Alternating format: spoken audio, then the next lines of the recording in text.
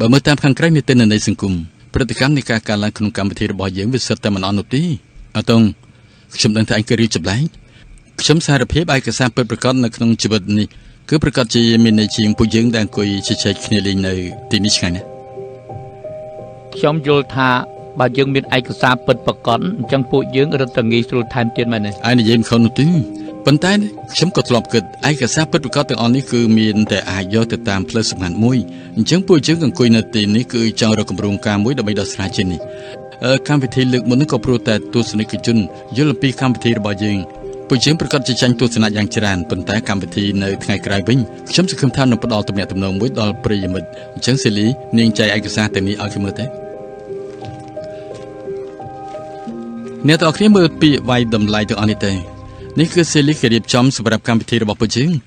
ឯកសារដែលមានការបញ្ជាក់ច្រើនជាងគេហើយនេះហើយថ្ងៃក្រោយពួកយើងនឹងធ្វើការប្រមូលផ្ដុំក្នុងចំណោមការវាយតម្លៃទាំងអស់នេះត្រូវរើសយកប្រធានបទមួយដែលមានការគ្រប់គ្រងអ្នកទាំងអស់គ្នាយល់យ៉ាងម៉េចល្អបើអ្នកទាំងអស់គ្នាមានគំនិតខ្លួនឯងគឺខ្លាយទៅជាប្រធានបទរបស់កម្មវិធីប្រហែលជារដ្ឋតែមានសារៈសំខាន់បើខ្ញុំមានគំនិតបែបនេះតាំងពីដំបូងហើយក៏មកដល់ឋានៈលើកយកបលផ្ដេសផ្ដាស់នោះដែរជាវៀងអ្នកទាំងអស់គ្នាគិតផ្ដេសផ្ដាស់អញ្ចឹងឯងមិនអាចលើកខ្ជិលបានទេពួកយើងមើលប្រធានបទនេះទៅមានអ្វីដែលស័ក្តិសមទេមកនេះពេលដែលខ្ញុំធ្វើការរៀបចំនោះមានអារម្មណ៍ដិតជាប់ចំពោះសារមួយនេះគេនិយាយថាគេគឺជានិស្សិតឆ្នាំទី1ដែលទៅចូលរៀន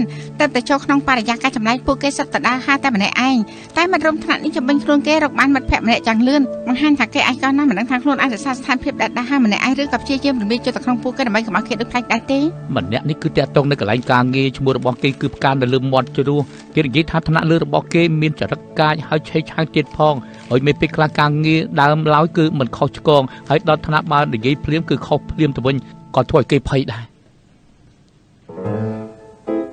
ពួកឯងមើលខ្ញុំធ្វើអីទៅថ្ងៃនេះខ្ញុំរត់ទៅស្អាតដែរបងស្រីខ្ញុំពិតជាអយុត្តិធម៌ពួកយើងមិនបាននិយាយអ្វីទេពួកអញគិតអីនឹងបើគាត់តែខ្ញុំចិត្តតលេខ្ញុំប្រាប់ពួកអញចាំម្នាក់ចាំមើលច្បាស់ទៅនិយាយពីប្រធានបទវិញខ្ញុំយល់ថានៅកន្លែងការងារពិតជាប្រធានបទដែលទលំទលាយមែនពួកឯងរកមើលទៅតែមានពេលវាយតម្លៃដែលល្អជាងនេះទៀតទេយល់ហើយពេលនេះសំឡុកព្យាយាមគិតថាខ្ញុំនេះជាគេដើម្បីធ្វើការសន្ទនាម្ដងទៅល្អទេខ្ញុំនឹងព្យាយាមសៀមមកពេលនេះលោកតំណេទេសៀមមកខ្ញុំមានរឿងមួយប្រហែលជាត្រូវការលោកជួយឯកសារនេះគឺពិតជាសំខាន់ណាស់ល្អបងលេងពឹងទៅលើឯងហើយនេះសៀមមកពេលនេះកំណត់លោកជាអ្វីទៅខ្ញុំក៏មានការងាររបស់ខ្លួនដែរបើសិនជាខ្ញុំជួយគេការងារខ្ញុំធ្វើមិនរួចនោះទេបានលោកបដិសេធនឹងគេលោកយល់ថាអាចមានរឿងអ្វីកើតឡើងទៅគេនឹងខឹងពេលដែលគេខឹងហើយតើអាចយ៉ាងម៉េចទៀតមិនខ្វល់នឹងខ្ញុំឬអើងខ្ញុំមិនដឹងទេពីមុនខ្ញុំជួយឯងច្រើនយ៉ាងនេះពេលនេះសូម្បីតែរឿងដែលងាយស្រួលយ៉ាងនេះក៏ឯងជួយខ្ញុំមិនបានដែរតើពួកយើងជាមិត្តរួមការងារដែរទេ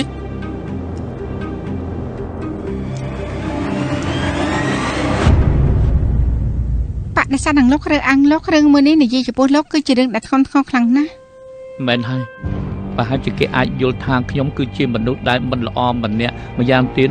បើពេលដែលគេទៅប្រាប់មិត្តរួមការងារផ្សេងទៀតហើយពួកយើងក៏យល់ថាខ្ញុំពិបាកចុះសម្រុងខ្ញុំគិតខ្លួនឯងមិនខ្លាចពីអារម្មណ៍អ្នកផ្សេងពួកគេនឹងយល់ថាខ្ញុំជាមនុស្សអាក្រក់ម្នាក់គឺអាក្រក់មែនទែនកុំតែសាអីលោកមកញ៉ាំទឹកសិនទៅអត់ទេខ្ញុំមិនស្រីទេនាងញ៉ាំទៅលោកមកទឹកមួយកែវនេះគឺចាក់សម្រាប់លោក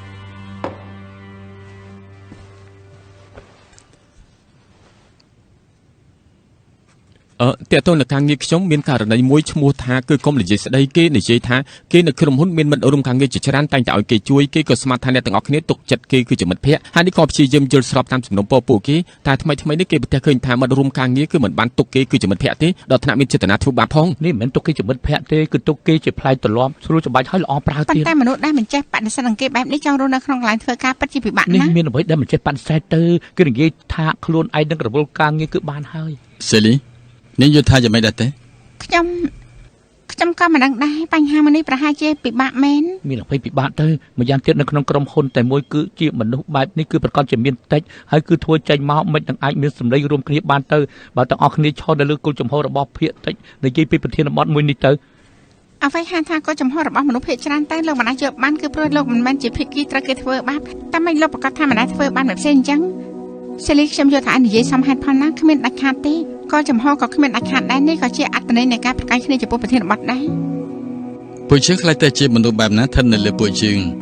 ប៉ុន្តែអ្នកផ្សេងខ្លាចតែជាមនុស្សបែបណាក៏ស្ថិតនៅលើពួកយើងដែរចំពោះពួកយើងការបញ្ចេញសម្លេងរាល់លើកនឹងពួកយើងគឺអាចធ្វើឲ្យមនុស្សគេខុសគ្នារកឃើញនៅចម្លើយរបស់ខ្លួនឯងអូនៅឃើញហើយប្រធានបទលើក្រោយនេះពួកយើងបដិសេធជាមួយគេយ៉ាងម៉េចទៅបដិសេធនឹងគេត្រូវហើយតាមពិតមិនថាជាសិស្សឬក៏ក្រុមបុគ្គលិកទេទាំងអស់គ្នាសុទ្ធតែអាចជួបនឹងស្ថានភាពដែលចង់បដិសេធតែពិបាកនឹងបដិសេធដែរម្យ៉ាងទៀតជាមនុស្សភាគច្រើនក៏មិនប្រកែកខាងបដិសេធដែរចំណុចនេះគឺទរំទលាចំពោះមនុស្សទូទៅណាអញ្ចឹងខ្ញុំនឹងបង្ហោះអត្ថបទចែករំលែកពីរឿងដែលធម្មតាអ្នកទាំងអស់គ្នាមិនអាចបដិសេធបានខ្ញុំយល់ថាល្អលើកទឹកចិត្តឲ្យគេចែករំលែករឿងក្តីដែលបដិសេធនឹងគេនោះគឺសម្រេចថាធ្វើការចែករំលែកនោះគឺជាកម្មវិធីមួយទាំងអស់គ្នាយល់យ៉ាងម៉េចខ្ញុំយល់ថាល្អមែនហើយល្អបើអ្នកទាំងគ្នាយល់ថាគ្មានបញ្ហាទេនោះអញ្ចឹងប្រធានបទលើកនេះលើក្រោយពួកយើងគឺសម្រេចបែបនេះហើយចំណងជើង say no លោកមកនៅពេលដែលខ្ញុំនិយាយជាមួយលោកមកនេះប្រទះឃើញថាលោកចាប់អារម្មណ៍នឹងអារម្មណ៍របស់ខ្ញុំខ្លាំងណាស់ខ្ញុំប្រទះឃើញថាលោកមានវិធីមួយអាចធ្វើឲ្យគេនៅជាមួយលោកហើយយល់ថាស្រួលខ្លួនណាប៉ុន្តែមានបញ្ហាមួយខ្ញុំប្រទះឃើញថាលោកខ្លាចធ្វើឲ្យគេមិនសប្បាយចិត្តមូលហេតុដែលមិនសប្បាយចិត្តលោកខ្លាចកើតមានការប៉ះទង្គិចជាមួយគេសូមទោសផងខ្ញុំមកយឺតម្សិលមិញឯងមិនបានមកគឺពិតជាគួរឲ្យស្ដាយមែនទែនចៃដន្យយកមិញខ្ញុំមានការងារនៅផ្ទះហេតុនេះហើយមកមិនទាន់មិនអីទេលើកក្រោយចាំមកទៀតក៏បានដែរគួរឲ្យស្ដាយសៀមមកមិនណៃមិនអញ្ចឹងអាចមានមនុស្សជួយផឹកស្រាបានទៀតផងហេតុនេះព្រោះតែជាវិញការប៉ះទង្គិចគ្នាលោកនឹងព្យាយាមទៅសម្របតាមគេអញ្ចឹងយូរទៅធ្វើឲ្យមនុស្សម្នាក់ៗជឿចិត្តលោកបានខ្លាចទៅជាគោលដៅដែលសំខាន់ជាងគេនៅក្នុងជីវិតលោកដោយមិនដឹងខ្លួនខ្ញុំនិយាយត្រូវទេរឿងដែលនាងនិយាយនេះខ្ញុំដូចជាបែបនេះមែនគឺដូចជាមានពេលខ្លះខ្ញុំមិនចង់ធ្វើទេក៏ប៉ុន្តែខ្ញុំយល់ព្រមដូចជាទម្លាប់យ៉ាងអញ្ចឹងតែរាល់លើកពេលដែលខ្ញុំយល់ព្រមរួចហើយខ្ញុំនឹងស្ដាយក្រោយខ្លាំងណាស់ស្ដាយក្រោយមែនទែន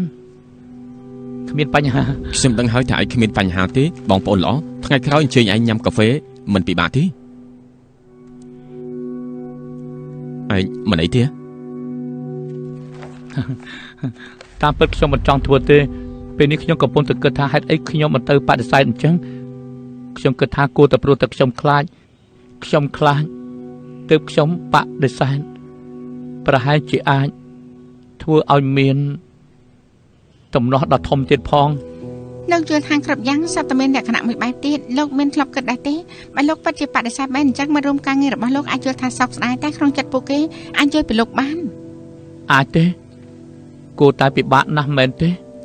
នៅក្នុងទង្វើយល់ដឹងនៃចិត្តសាស្ត្រទ្រឹស្ដីនៃការព្យាបាលមានការលើកឧទាហរណ៍បែបនេះមួយនៅពេលដែលពួកមនុស្សយើងប្រឈមមុខនឹងភាពប្រញោជពួកយើងនឹងទៅបង្កើតទៅជាផ្នែកកំណត់ស្វ័យប្រវត្តិចំពោះទស្សនវិជ្ជាមួយនេះហើយផ្នែកកំណត់មួយនេះជាឥទ្ធិពលដល់អារម្មណ៍របស់យើងហើយនឹងទង្វើហេតុនេះនិយាយចំពោះលោករលើកពេលដែលលោកចង់បដិសេធមករួមការងារលោកនោះផ្នែកកំណត់ស្វ័យប្រវត្តិមួយនេះនឹងលុតចេញមកវាអាចប្រាប់លោកថាបើសិនជាលោកបដិសេធហើយគឺនឹងកើតមានការប៉ះទង្គិចហេតុនេះលោកព្រោះតែជាវៀងការប៉ះទង្គិចគ្នាលោកក៏អាចទៅសម្របតាមពួកគេម្ដងទៀតហើយមករំលងពីកំណត់ពិតប្រាកដដែលមានក្នុងចិត្តរបស់លោកខ្ញុំនិយាយត្រូវទេមែនហើយលោកមកសុំទោសផងខ្ញុំចង់សួរបន្តិចនៅក្នុងជីវិតរបស់លោកមានធ្លាប់បដិសេធនឹងគេដែរទេកំរណាស់គឺព្រោះតែលោកមានកំណត់បែបនេះហេតុនេះលោកគ្មានឱកាសបានមើលលក្ខណៈផ្សេងទៀតនោះទេអញ្ចឹងចុះពួកយើងមកធ្វើការពិសោធន៍ទង្វើមួយដើម្បីធ្វើការប៉ាន់ស្មានការពិសោធន៍ទង្វើខ្ញុំមានតារាងមួយលោកជួយទៅវិញទៅនៅក្រៅពេលដែលមិត្តរួមការងារលោកសុំឲ្យលោកជួយលោកចង់បដិសេធនោះលោកគឺអាចកត់ត្រាថាលោកសាកល្បងទៅបដិសេធនឹងពួកគេបន្ទាប់មកកត់ត្រាពីប្រតិកម្មរបស់ពួកគេមកពិសោធន៍មើលថាតើមានកំណត់ដូចជានៅក្នុងខួរក្បាលរបស់លោកនោះដែរទេល្អលោកមកនិយាយចំពោះលោកនេះគឺពិបាកណាស់អត់ទេល្អលោកមកខ្ញុំនៅជាមួយលោកពិតជាយល់ថារីករាយណាស់ព្រោះលោកពិតជាមើលថាអារម្មណ៍របស់ខ្ញុំមែនតែស្រាប់ពេលនោះខ្ញុំក៏បារម្ភណាស់ដែរតែលោកអាចធ្វើឲ្យខ្លួនឯងលំបាកពេកដែរទេតាមពិតនិយាយចំពោះគ្រូប្រឹក្សាយោបល់ខ្ញុំចង់ឲ្យអ្នកសុំប្រឹក្សាយោបល់ខ្ញុំអាចបង្ហាញពីមនោសញ្ចេតនារបស់ពួកគេចេញមកមិនថាគឺវិជ្ជមានអវិជ្ជមានទេបានទាំងអស់បែបនេះល្អចំពោះការប្រឹក្សារបស់ពួកយើងល្អណាស់គ្រូហើខ្ញុំយល់ថានាងនិយាយត្រូវណាស់ហើយក៏ល្អដែរតែខ្ញុំគិតថាខ្ញុំមិនអាចបដិសេធនឹងគេបានទេខ្ញុំសប្បាយចិត្តណាស់ដែលលោកអាចនិយាយពីអារម្មណ៍របស់លោកចេញមកបានអញ្ចឹងបន្ទាប់មកពួកយើងគឺនិយាយគ្នាថាបដិសេធនឹងគេយ៉ាងម៉េចទៅលោកយល់ថាវិធីល្អបំផុតដែលបដិសេធនឹងគេនោះគឺអ្វីទៅគឺកុំធ្វើបាបគេកុំធ្វើគេយល់ថាពិបាកត្រង់ត្រូវទេមែនហើយជាយាមទុនខ្លួនបន្តិចធ្វើឲ្យគេស្រួលខ្លួន លោកយល់ថាពាក្យស្មោះត្រង់នេះយ៉ាងម៉េចដែរ ល្អម្យ៉ាងទៀតខ្ញុំគិតថាខ្លួនឯងអាចឲ្យគេយល់បាន ល្អណាស់អញ្ចឹងបើយើងយកការច្រៀងខារ៉ាអូខេនៅថ្ងៃនោះមកធ្វើជាឧទាហរណ៍បងសៀមមកបានក្រុមហ៊ុនណាទេថ្នាក់លើស្រាប់តែឲ្យខ្ញុំផ្ញើកម្រងការគេក្នុងកុំព្យូទ័រខ្ញុំមានច្បាប់អក្សរបងអាចជួយធ្វើជា PTT ឲ្យខ្ញុំបានទេអរគុណខ្ញុំពិតជាទៅមិនបានទេតាមរយៈវិធីដែលពួកយើងពិភាក្សាគ្នាមិញនេះគិតមើលថាបដិសេធនឹងមករួមការងារម្នាក់នេះយ៉ាងម៉េចទៅ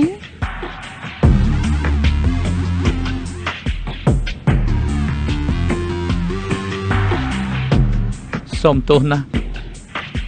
ខ្ញុំបានចាក់ចេញពីក្រុមហ៊ុន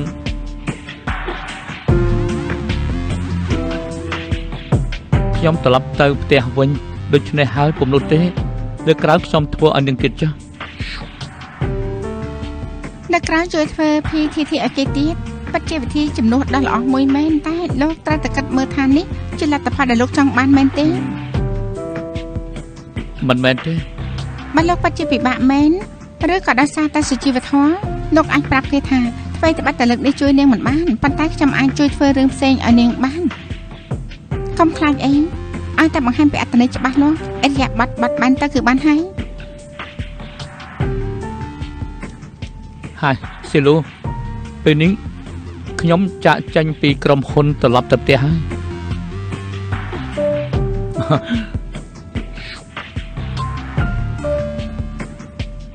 នៅមានអ្វីដែលចង់និយាយទៀតនិយាយចេញមកដល់ខ្លះហាន់ទៅកុំខ្លាចអី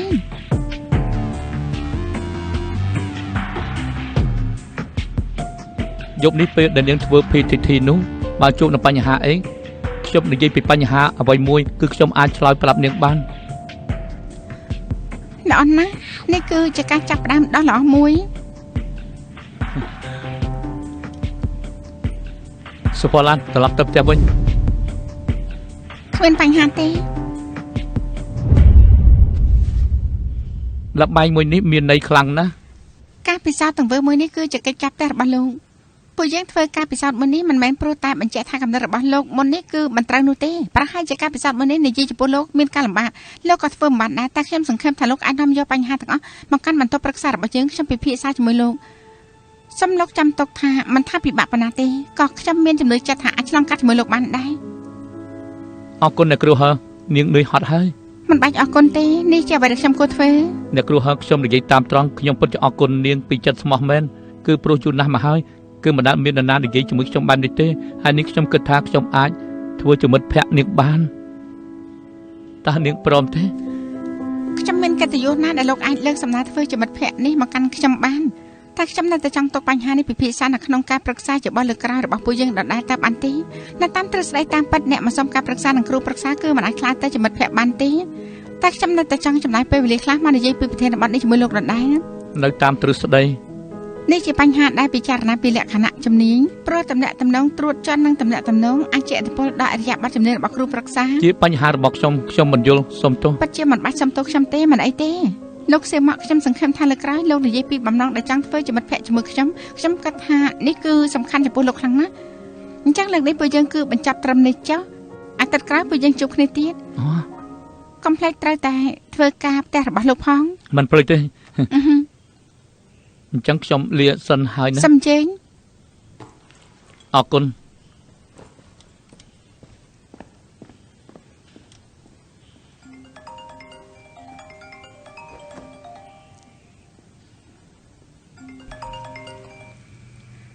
អាឡូអរគុណជុំនេះប្រធានបទរបស់ពួកយើងគឺបានសម្រេចហើយល្អអញ្ចឹងខ្ញុំរៀបចំតិចសិនជប់សិនក្នុងរឿងបដិសេធគឺនាងជំនាញជាងគេហើយនេះពួកយើងគឺត្រូវធ្វើប្រធានបទមួយនាងមិនច្បាច់រៀនសូត្រពីជំរឿពេកនោះទេថ្ងៃក្រោយជិះវៀងខ្ញុំប្រទះឃើញថាលោកក៏ជំនាញឆ្លៀតឱកាសបញ្ចេញកំហឹងដែរបើគ្មានរឿងអីទេនោះខ្ញុំបាត់ហើយ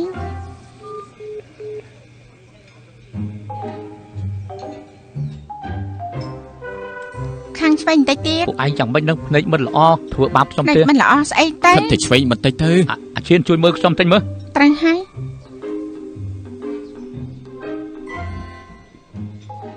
ចប់ហើយសម្ពាធការងារខ្លាំងពេកគឺធ្វើឲ្យគេឈួតអស់ហើយតើពួកយើងគួរទៅរកអ្នកគ្រូហឺតុនដើម្បីប្រឹក្សាយោបល់ទេ មិនវេកមិនផ្អៀងល្អហើយបាទ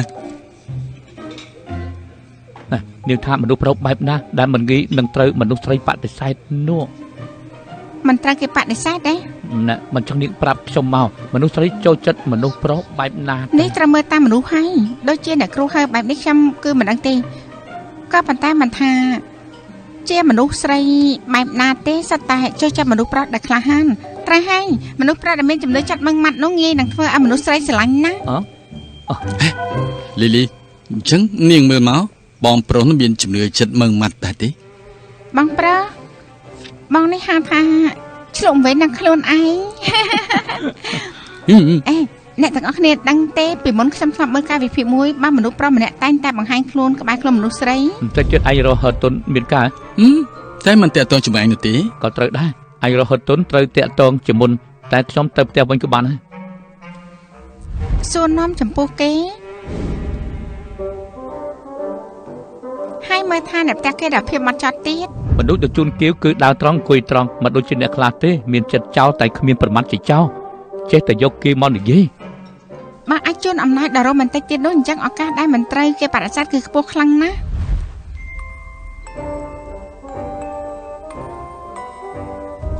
ត្រូវ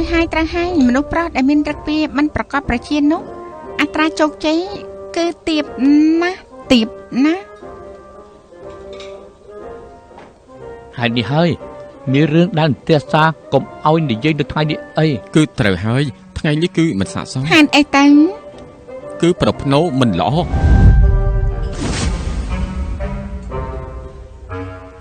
ដូចជាទឹកជ្រោះដ៏ថ្លាដល់ចម្លាយឲ្យដីស្រែដែលរីងស្ងួតការជជែកកំសាន្តនៅពេលយប់នេះចាប់ផ្ដើមនៅពេលនេះហើយ មានប្រិយមិត្តអ្នកស្ដាប់ខ្លះប្រហែលជាមានទំនោរដែលពិចារណាកំហុសខ្លួនឯងខ្លាំងពេកបើខ្លួនឯងមិនបានបំពេញតាមសំណុំពររបស់គេ ចាប់ហើយខ្ញុំគឺធ្វើតាមតម្រងមួយនេះ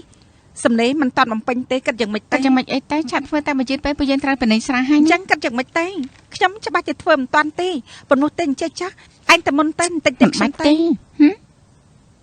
តម្លៃរបស់លោកប្រកាសជាមិនមែនព្រោះតែត្រូវបំពេញតាមសំណុំពររបស់គេនោះទេលោកសំនឹងរស់នៅដើម្បីខ្លួនឯងណា អេបងសេម៉ាបើមិនតាន់ទៅទេអីបន្តិចទៀតខ្ញុំនឹងសៀលូគួរតែញ៉ាំបាយជាមួយភ្ញៀវពេលនេះចិត្តដល់ម៉ោងហើយថ្ងៃនេះ PTT ដែលលោកប្រធានឲ្យខ្ញុំប្រគល់ឲ្យបងហើយណាបងជួយមើលឲ្យបានល្អផងទៅមិនយូរទេខ្ញុំនឹងត្រឡប់មកវិញហើយ ពីទីទីមានអសរប្រមាណតួនោះ មិនច្រើនទេ5000តែប៉ុណ្ណោះ2ម៉ោងក៏អាចធ្វើរួចហើយ ត្រូវ ស្វាគមន៍ដល់អ្នកតគ្នាបានចូលរួមចែករំលែកពីបទពិសោធន៍ខុសៗគ្នាអញ្ចឹងលើកក្រោយនៅក្នុងកម្មវិធីរបស់យើងនេះយើងប្រកាសជារើសយករឿងនិទានរបស់ប្រិយមិត្តឲ្យស្ដាប់បាន10នាក់យ៉ាងតិចអញ្ចឹងយើងចង់ពិភាក្សាពីរឿងនេះអញ្ចឹងខ្ញុំយល់ថាវាពិតជាមិនស្រួលនៅក្នុងជីវិតនោះទេអញ្ចឹងគួរតែបដិសេធចាំមិនទៅវិញ សុំទោសការងារខ្ញុំធ្វើរួចហើយខ្ញុំចង់ទៅផ្ទះវិញ ប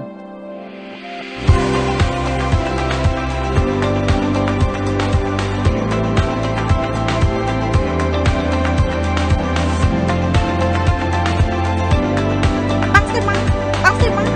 តែក៏គេធ្វើបែបនេះអញ្ចឹងគេមើលស្រាក់ខ្ញុំតាមបែបដែរទេ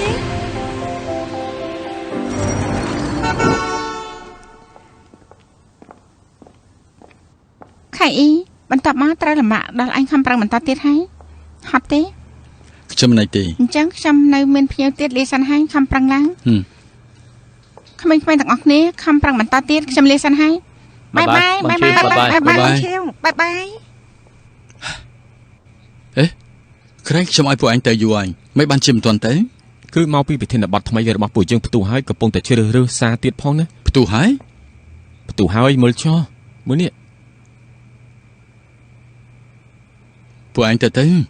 ខ្ញុំជាអ្នករៀបចំឆាប់ឡើងនាំគ្នាទៅផ្ទះសម្រាប់ទៅ បងឈៀនសារទាំងអស់នេះច្រើនខ្លាំងណាស់បងម្នាក់ឯងធ្វើមិនអស់ទេពួកយើងមិនអីទេ ត្រូវហើយកូនធ្វើជាខ្លាំងអីពួកយើងគឺធ្វើជាមួយគ្នាលឿនជាង ធ្វើការ3យប់3ថ្ងៃ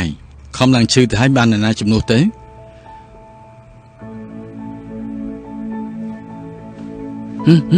នាំគ្នាទៅចាំខ្ញុំធ្វើជំនួសឆាប់ឡើងទៅ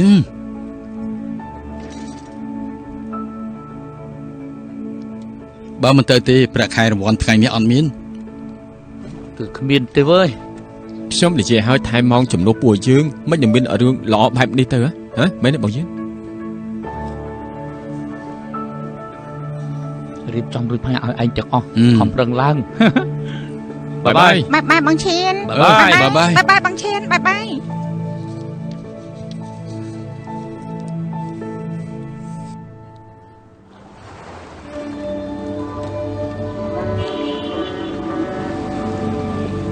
អរគុណហើយគូសំទេ អេកំណត់ទៅអីមើលសិនទៅក្រុមស្រស់ស្រស់ល្អណាស់1ផោន50យេនមកមើលទៅស្រស់ស្រស់ល្អណាស់ កុំគូសំអីទៅស្បែកការទីប្រមាណផោនដល់មកវាហូបសល់ពីកន្ទុយថ្ងៃហ្នឹង អេកំទៅអីមកមើលសិនទៅក្រុមស្រស់ស្រស់ល្អណាស់1ផោន50យួន យកស្លឆ្ងាយទៅយកចំហុយត្រីស្បែកការស្រស់សូមជួយមើលនៅសល់តែពីកន្ទុយតែប៉ុណ្្នឹងទេណាលោកលោកមើល ឬអាតូចឲ្យខ្ញុំបន្តិច បាទចាប់តិច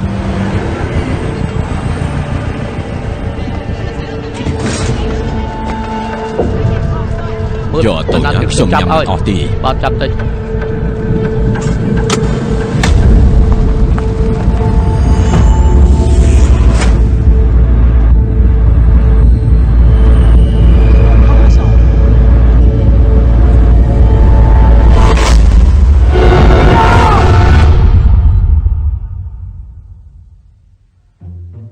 សូមអរគុណកម្មវិធីជជែកកម្សាន្តនៅពេលយប់ស្ដាប់កម្មវិធីរបស់យើងនៅពេលយប់ពិតជាធ្វើឲ្យអន្ត្រីអារម្មណ៍របស់លោកអ្នកលងលក់ទៅតាមសុបិន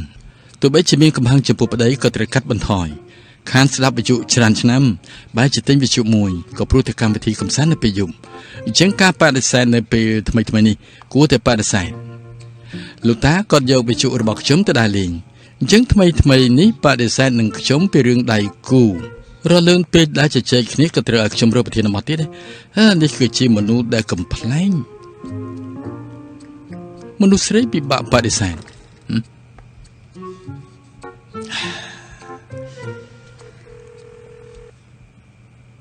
អាឡូ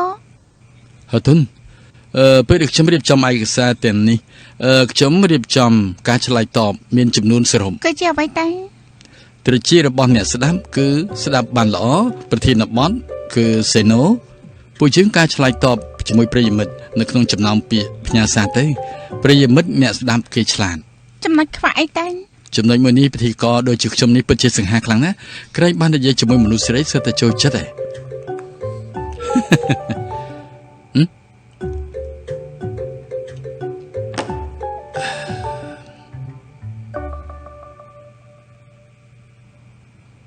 រាត្រីសួស្តីរបស់អ្នកក្លាហានតែងតែឯកោពាក់កណ្ដាលត្រៀតហាញ់ដល់បង្ករឿងទៀតមែនដែរទេ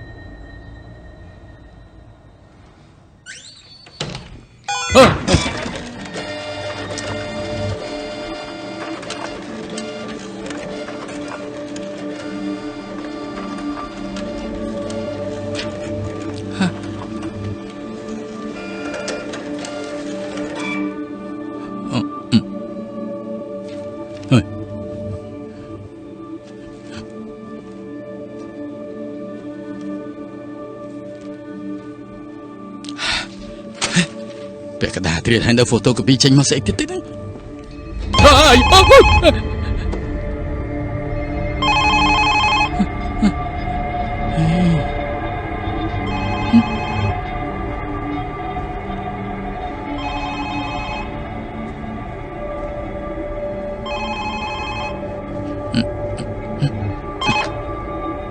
Hello ឋានីវិទ្យុ Hi-Phone ហេឡូអ្នកណាគេហ្នឹង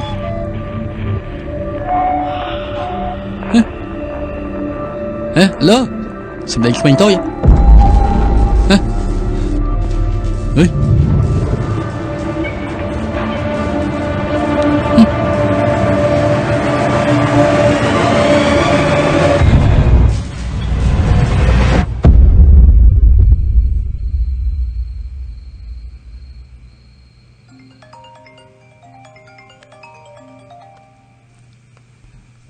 អាឡូនេះគ្រូហា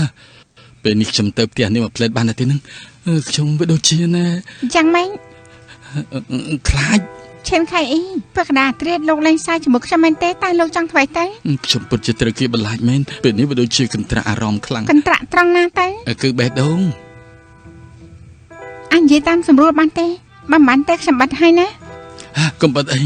ខ្ញុំមិនបានកុហកនោះទេមិញនេះនៅការិយាល័យនេះខ្ញុំបានជួបខ្មោចហើយបើនេះមិនទទួលខ្ញុំទេខ្ញុំប្រកាសជាទៅរកសេយានប៉ុណ្ណោះទេ សេយានទៅទៅរៀបការបើលោកយល់ថាមិនរំខានគេទេអញ្ចឹងលោកទៅចុះ អញ្ចឹង អាឈិនមនុស្សកងតែមានរឿងគួរឲ្យខ្លាចទេមិនខ្មាស់គេទេ អត់នោះទេ អញ្ចឹងចាស់លោកម្ចាស់ផ្ទះនេះមានចំណែកខ្ញុំពាក់កណ្ដាលដែរពាក់កណ្ដាលទៀតខ្ញុំយល់ព្រមជំនួសគេហើយ ហើយមកទទួលខ្ញុំតិចទៅបានទេ ខ្ញុំមិនបានយកព្រមទេអញធ្វើស្អីហ្នឹងមិនក៏យកព្រមនឹងគេអញ្ចឹង បេះដូងគេកន្ត្រាក់ហើយមូលហេតុបែបនេះក៏រកបានដែរឯងនៅមិនឲ្យគេមកទៀតទេ ខ្ញុំគិតថាតាមសម្ដីរបស់គេអំបាច់មិញនេះគឺដូចជាខ្លាញ់ប៉ិតមែនមិនដូចជាធ្វើពុតនោះទេ អញ្ចឹងអ្នកគ្រូសេហាទទួលគេផងទៅអីបើយើងលេងល្បែងលើតុទៅមនុស្សច្រើនសប្បាយជាងសួរយាកជាហួយសិនទៅតើគេតម្លេចដែរទេ អេយា អាហាតើឯងចង់ជួបឈិនខៃអ៊ីម្នាក់នេះដែរទេ អញ្ចេះផ្ដេសផ្ដាស់ស្អីហ្នឹងខ្ញុំគ្មាននោះទេ យល់ហើយបានហើយ តើអញចេះលេងល្បែងលើតុតាំងពីពេលណាទៅ ខ្ញុំស្គាល់មិត្តរួមការងារថ្មីម្នាក់ក៏រៀនតាមគេទៅ អូ លោកគ្រូសេយានិយាយថាបន្តិចទៀតនឹងមកហើយ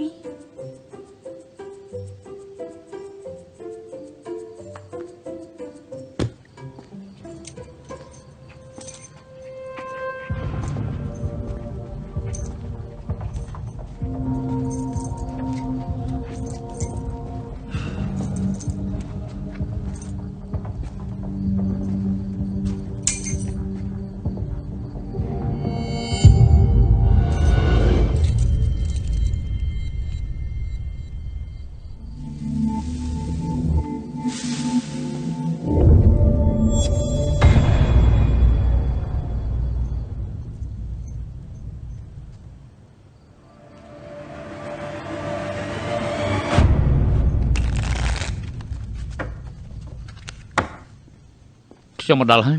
មកហើយហ៎ ហើយ យប់យ៉ាងនេះហើយមិនព្រមដេកពួនទេ គេងមលក់លេងបៀបមិនហៅខ្ញុំផង លោកស្ដាប់យល់ដែរទេ អូនេះគឺប្រែពណ៌ អូខេ ពីមុននាងមិនដែលលេងបៀបទេមែនទេ ខ្ញុំលេងលើកទី1តែមិននេះគេបានប្រាប់ពីវិន័យខ្ញុំចាំបានហើយ ងាយស្រួលណាស់បើនាងមិនចេះទេនោះអាចសួរខ្ញុំបានតា ខ្ញុំក៏ចេះលេងដែរនេះសួរខ្ញុំដែលបើកចំហទៅបានហើយ ក៏អាចសួរខ្ញុំបានដែរ ចែកបៀ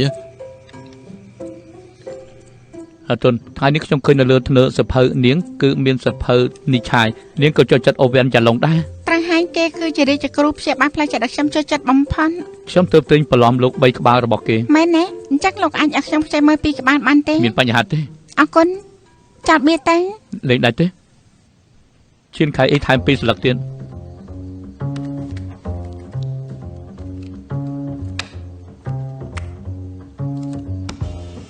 ហាមខាត់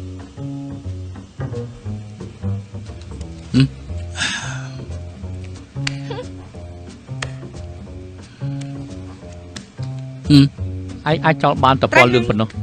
រំលង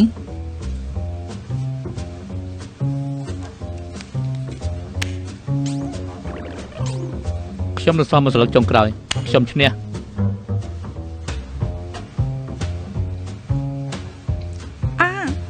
សាប៊ី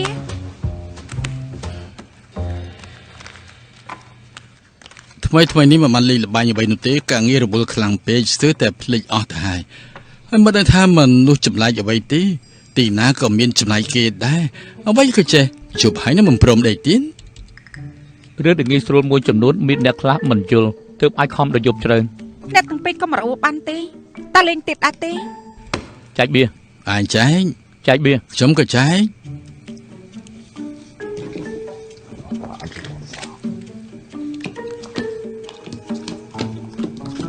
ហ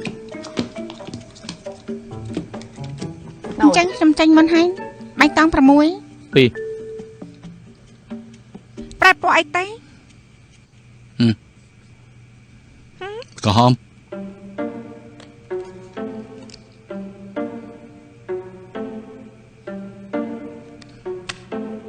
ឈានខៃអេថែម2ស្លឹក ឯងថែម2ស្លឹក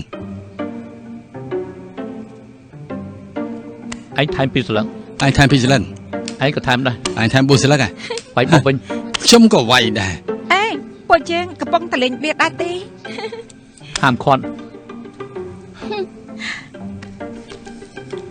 លោកមិនតាមមានទៀតទេអញ្ចឹងខ្ញុំចោលអស់ហើយខ្ញុំឈ្នះហើយចេះហួយមិននេះលោកមានចេតនាតឲ្យខ្ញុំមែនទេ ខ្ញុំគ្មានទេ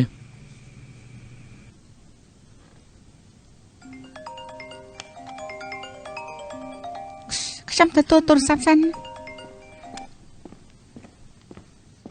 លោកគ្រូល្អគ្មានបញ្ហាទេអញ្ចឹងព្រឹកស្អែកខ្ញុំយកទៅឲ្យលោកចុះល្អអញ្ចឹងលោកឆាប់សម្រាប់ចុះថ្ងៃស្អែកជួបគ្នាបន្តទៀតទៅ អត់ទាន់ខ្ញុំឃើញលើធ្នើសភៅរបស់នាងសុទ្ធតែសភៅដែលតាក់ទងនឹងជំងឺតែគ្មានប្រវត្តិជំងឺគឺសុទ្ធតែត្រូវស្ដីនឹងចំណេះដឹង នៅទីនេះគឺមានតែរឿងក្តីដែលនៅជាមួយលោកគ្រូខ្ញុំមានច្រើនណាស់សត្វតែអ្នកមកសុំការប្រឹក្សាទទួលស្គាល់រួចហើយ សាស្ត្រាចារ្យគឺជា អេបានហើយឈប់និយាយពីរឿងហ្នឹងទេពួកយើងកំពុងតែលេងបៀមិនក៏និយាយពីរឿងនេះ ឆាប់ឡើងមិញនេះខ្ញុំមិនទាន់ចេះលេងទេតែពេលនេះខ្ញុំចេះហើយមកហ៊ានលេងម្ដាយទៀតទេ លេងពីដៃហើយនៅមិនទាន់ចេះទៀតទើបតែឃើញលើកដំបូងទេ អញ្ចឹងពួកយើងលេងទូភ្លើងបាច់ដេកទៅមក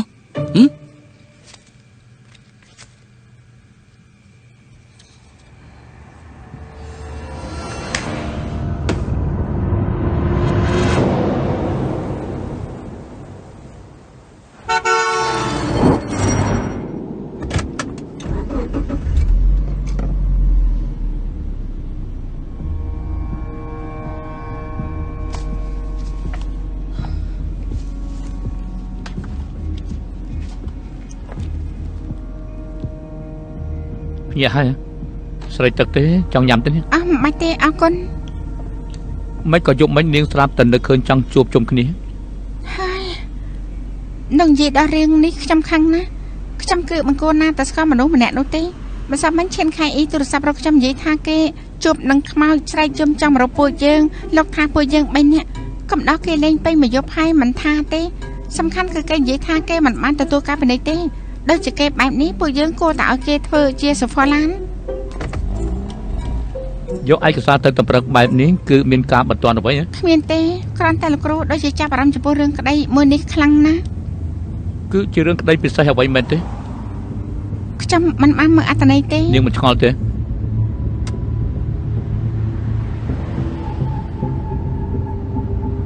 ពីមុនខ្ញុំធ្លាប់មើលសភៅខ្លះរបស់លោកសាស្ត្រាចារ្យជីប៉ុន្តែថ្មីនេះខ្ញុំមើលបទពិសោធន៍សម្ភាររបស់គេយល់ថាកំណត់គេនិងខ្ញុំខុសគ្នា ពេលមុនលោកយល់ថាគាត់គឺយ៉ាងម៉េចទៅ គេគឺជាអ្នកស្រាវជ្រាវចាស់កម្រិលម្នាក់ អញ្ចឹងលោកយល់ច្រឡំនឹងគាត់ពេកហើយ អញ្ចឹងគេគឺយ៉ាងម៉េចទៅអាចប្រាប់ខ្ញុំបានទេ គាត់យកចិត្តទុកដាក់ហើយមឹងម៉ាត់ទៀតផងមានពេលខ្លះដូចជាកូនក្មេងម្នាក់ល្មមលេងខ្លាំងណាស់តែមានពេលខ្លះក៏ចាស់ទុំដូចជាឪពុកអញ្ចឹង នាងជឿជាក់គេយ៉ាងនេះ ប្រកាសណាស់មិនថាជាការងារឬការសិក្សារបស់ខ្ញុំទេគាត់តែងតែគាំទ្រខ្ញុំដល់គ្មានលក្ខខណ្ឌ អញ្ចឹងបើមានថ្ងៃណាមួយនាងប្រទះឃើញថាគេមិនដូចជានាងគិតនោះតើគិតយ៉ាងម៉េច ហេតុអីក៏សួរបែបនេះអញ្ចឹង គ្មានអ្វីទេសួរលេងប៉ុណ្ណោះខ្ញុំគ្រាន់តែយល់ថាបើសិនជានាងងាយនឹងជឿជាក់មនុស្សក្បែរខ្លួនពេកប្រហែលជាអាចទទួលរងការឈឺចាប់ ខ្ញុំពិតជាមនុស្សដែលមិនសូវចេះជឿជាក់គេមែនតែប្រហែលជាព្រោះតែលោកគ្រូជឿជាក់ខ្ញុំដល់គ្មានលក្ខខណ្ឌព្រមទាំងគាំទ្រខ្ញុំឲ្យតែដឹងខ្ញុំយល់ថាខ្ញុំក៏ត្រូវគប្បីចំពោះទំនុកចិត្តរបស់លោកគ្រូដែរនេះគឺទ្វេភាគី សង្ឃឹមថាចេញចុះសង្ឃឹមថាទំនុកចិត្តរបស់នាងគឺមិនអាចត្រូវគេក្បត់នោះទេ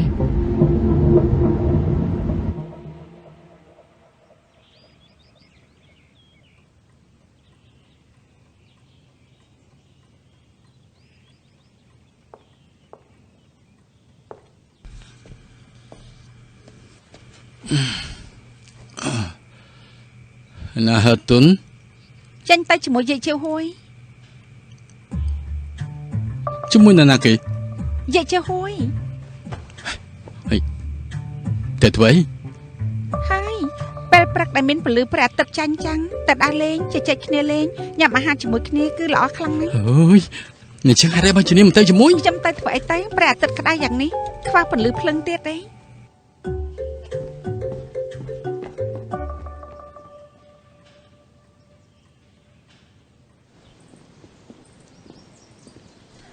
អរគុណហើយជាហួយដែលជូនខ្ញុំមកបន្តិចទៀតចូលទៅមិនដឹងថាត្រូវនិយាយគ្នាយូរប៉ុណ្ណាទេលោកកំចាំខ្ញុំអីប៉ុន្តែលោកអាចចូលទៅនិយាយជាមួយលោកគ្រូជីបានមនុស្សគាត់ល្អខ្លាំងណាស់ក៏មានចំណុចប្រសពជាមួយនឹងជំនាញរបស់លោកដែរយ៉ាងម៉េចនឹងជាហួយ ខ្ញុំខានធ្វើការដល់យប់ជ្រៅយូរហើយ បន្តិចទៀតឲ្យឈិនខៃអ៊ីនិយាយពួកយើងញ៉ាំអាហារឆ្ងាញ់ប៉ះប៉បន្តិចទៅជាហួយខ្ញុំមើលតែស្ថានភាពរបស់លោកថ្ងៃនេះបន្តិចទៀតក៏បាក់ឡានទៅវិញអីលោកខានអ្នកបើកជំនួសទេពុំនោះទេលោកបើកបោទាំងភាពនេះហាំឡោះទេ ចៃដន្យពេលរសៀលខ្ញុំមានការងារទៀតនាងទៅវិញខ្លួនឯងទៅដល់ផ្ទះផ្ញើសារប្រាប់ខ្ញុំផុនណា ទុកចិត្តចោលខ្ញុំធំយ៉ាងនេះហើយគឺលោកវិញទេស្ថានភាពលោកនៅថ្ងៃនេះពិតជាធ្វើឲ្យខ្ញុំបារម្ភខ្លាំងណាស់ពិតជាមិនអីមែនទេ ខ្ញុំមិនរេចទេមិននាងនិយាយថាម៉េច មិញនេះខ្ញុំនិយាយថាបន្តិចទៀតចូលទៅនិយាយជាមួយលោកគ្រូផងទៅលោកគ្រូ មកដល់ហើយ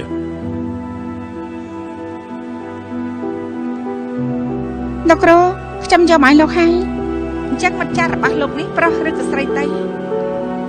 នេះសំខាន់ដែរទី លោកធ្លាប់ស្រឡាញ់យ៉ាងណាដែរទេ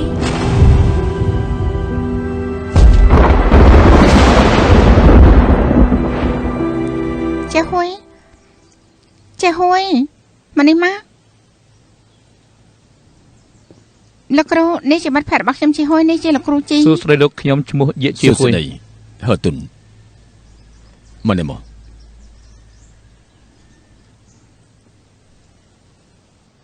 សំតបផងពេលធម្មតាគាត់មិនបែបនេះទេប្រហែលជាថ្ងៃនេះមានរឿងសំខាន់អ្វីហើយខ្ញុំចូលទៅមើលសិន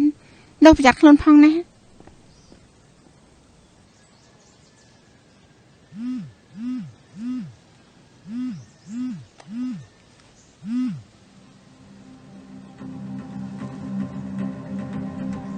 ប៉ា ពេលរសៀលជួបគ្នាម្ដងទៅ ល្អ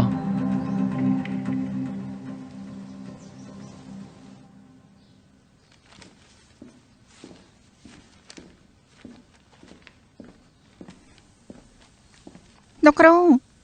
លោកគឺបញ្ជាចាក់ខ្ញុំនោះទេតើតារបស់នេះមកខ្ញុំក៏យកទៅវិញហើយ ជប់មិញសម្រាប់មិនបានល្អទេ អញ្ចឹងក៏លោកមើលដឹងដែរពូកែមែន ក្មេងៗត្រូវតែសម្រាប់ឲ្យគ្រប់គ្រាន់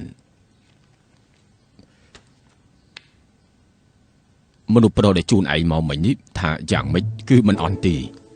មិនក៏លោកមកច្រើនដោយម៉ាក់ខ្ញុំអញ្ចឹងគ្រាន់តែជាអ្នកចិត្តខាងរបស់ខ្ញុំប៉ុណ្ណោះព្រឹកមិញខ្ញុំសុំគេជីឡានមកជាមួយកំកិតដេបដាស់អី មនុស្សចេតនាគឺបង្កើតឡើងនៅក្នុងការជួយគ្នាទៅវិញទៅមកម៉ាក់ឯងគឺបានប្រាប់ខ្ញុំហើយថាគេពីរនាក់គឺល្អណាស់គេចូលចិត្តទាំងអស់ អ្វីក៏ម៉ាក់ខ្ញុំប្រាប់លោកដែរថាពីរអ្នកទៀតនេះជារឿងធំក្នុងជីវិតរបស់ខ្ញុំពួកលោកកុំខ្វល់អី រឿងធំក្នុងជីវិតក៏នៅតែពឹងទៅលើខ្លួនឯងគ្រូសម្អាងថាខ្លួនឯងចាប់បន្តិចនៅក្នុងបញ្ហាជ្រើសរើសដៃគូក៏ត្រូវតែបើកភ្នែកឲ្យធំបើកឲ្យធំ បើកភ្នែកឲ្យធំស្ដាប់តាមលោកបានហើយណា ឯកសារដែលឲ្យឯងលើកមុននោះបកប្រែយ៉ាងម៉េច តែនៅនៃពិសោធន៍នឹងទ្រឹស្ដីចំណុចស្នូលបានទាញចេញមកហើយ ហ៎នេះតែលងជីងដែលអាចារ្យគេជូនបំបត្តិភាពនៅអត់បានលទ្ធផលអ្វីដែរទី ជំងឺបាយផូឡានេះរើឡើងប្រសពគ្នានេះគឺច្បុកច្បល់ជាងក្នុងការករបស់ខ្ញុំឆ្ងាយណាស់តកតងនឹងជំងឺបាយផូឡាបណ្ដាលឲ្យមុខងាររបស់ដឹងខូចខាតបច្ចុប្បន្ននេះគ្មានការពិសោធន៍ជាក់ស្ដែងមកបង្ហាញថាជាបញ្ហាថ្នាំឬអត្ថប្រយោជន៍របស់ជំងឺផ្ទាល់ទេតែបើសិនជាវាបញ្ហាថ្នាំនោះជាទូទៅគឺមិនអាចប្រឆាំងបានទេមិនអីទេហ៎អ្នកគ្រូមិនអីទេ មិនអីទេ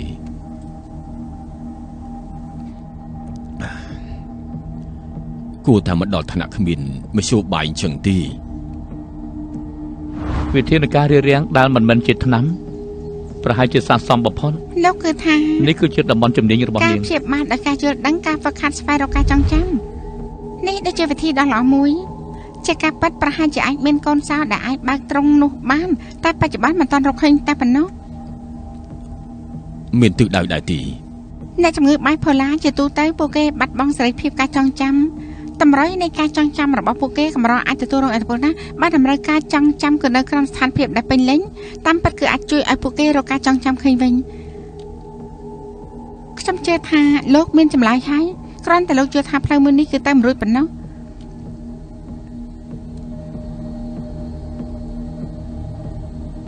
សំទោសផងលោកគ្រូខ្ញុំគ្រាន់តែលើកយកបោះឡើងប៉ុណ្ណោះបច្ចុប្បន្នសភៅមួយនេះមិនទាន់បានបកប្រែរួចទេពេលបកប្រែអស់ហើយប្រហែលជាមានសម្អាងហើយនឹងទ្រឹស្ដីគ្រប់គ្រាន់ហើយ អ្នកដឹងចិត្តគ្រូមានតែកូនសិស្សនេះតែប៉ុណ្ណោះទិសដៅរបស់ឯងគឺមិនខុសទេក៏ប៉ុន្តែអនុស្សាវរីយ៍ជាគំនិតគោលអនុស្សាវរីយ៍របស់គេគឺជាទ្វារមួយដែលត្រូវចេញហើយ ទោះបីជាទ្វាររស់ក៏ដោយឲ្យតែអាចជួយដល់អ្នកជំងឺរកក្តីសង្ឃឹមឃើញបានអញ្ចឹងគឺត្រូវសាកល្បងលោកគ្រូអ្នកជំងឺមានមនុស្សដែលមានភាពស្និទ្ធស្នាលដែរទេឧទាហរណ៍គូស្នេហ៍សាច់ញាតិមិត្តភក្តិឬក៏មនុស្សដែលឆ្លងកាត់អនុស្សាវរីយ៍ដែលមានតម្លៃណាមួយជាមួយគេនោះ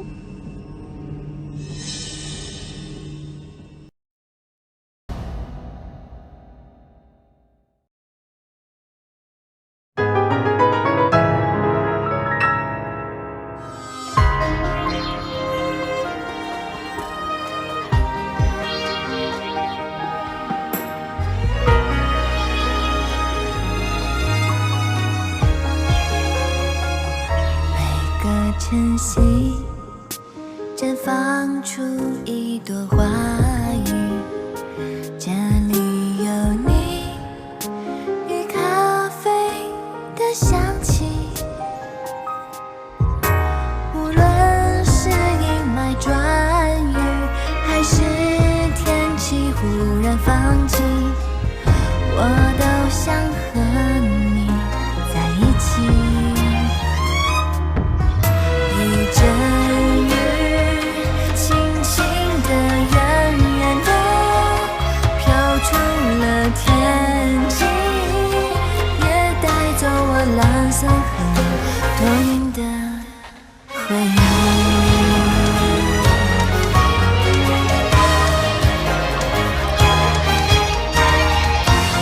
绽放出晴朗如歌的风景。 也看见你亮如星辰的眼睛，它温暖我的笑容，倾听我真实的声音，给我最温柔的回应。看见了。